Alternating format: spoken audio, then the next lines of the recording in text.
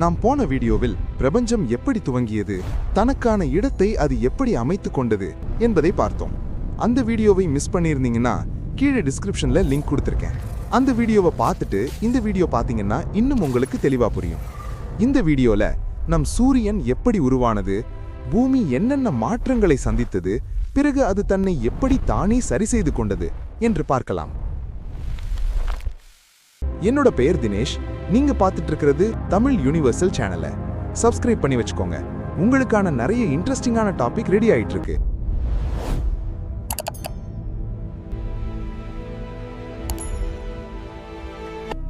பிரபஞ்சத்தின் முழு இருளில் ஒரு சிறிய பகுதி மெதுவாக சுழல ஆரம்பித்தது.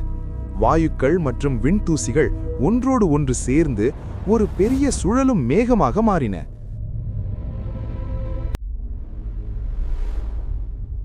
அதன் நடுவில் அழுத்தமும் வெப்பமும் அதிகரித்தபோது ஒரு புதிய நட்சத்திரம் தீப்பொறி போல வெளிச்சமாய் எரியத் தொடங்கியது. அந்த நட்சத்திரமே நம் சூரியன்.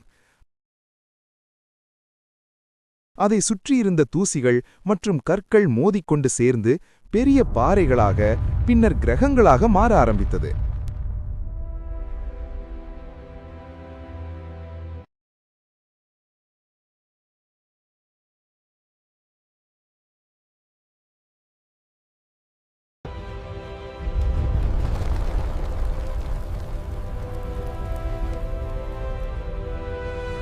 அந்த மோதல்களில் ஒன்றாக தீப்பந்தம் போல எரிந்து ஒரு கிரகம் உருவானது. அதுதான் பூமி. அந்த நேரத்தில் பூமி ஒரு நரக உலகம் போல இருந்தது. எல்லாம் உருகிய கல், எங்கும் தீ, விண்கற்கள் தொடர்ந்து மோதின.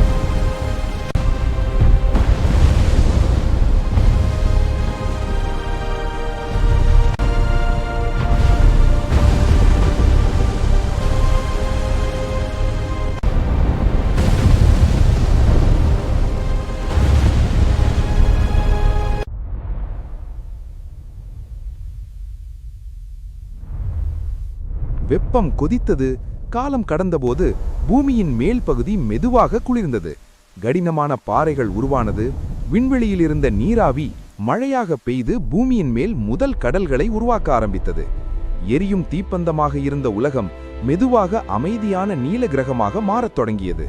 உயிர்களுக்கு தங்குமிடம் உருவாகிக் கொண்டிருந்தது. ஆனால் அந்த அமைதிக்குள் இன்னும் ஒரு பெரிய அதிசயம் பிறக்கப் போகிறது. அந்த அதிசயம்தான் உயிரின் முதல் விதை. அதை அடுத்த அத்தியாயத்தில் பார்க்கலாம்.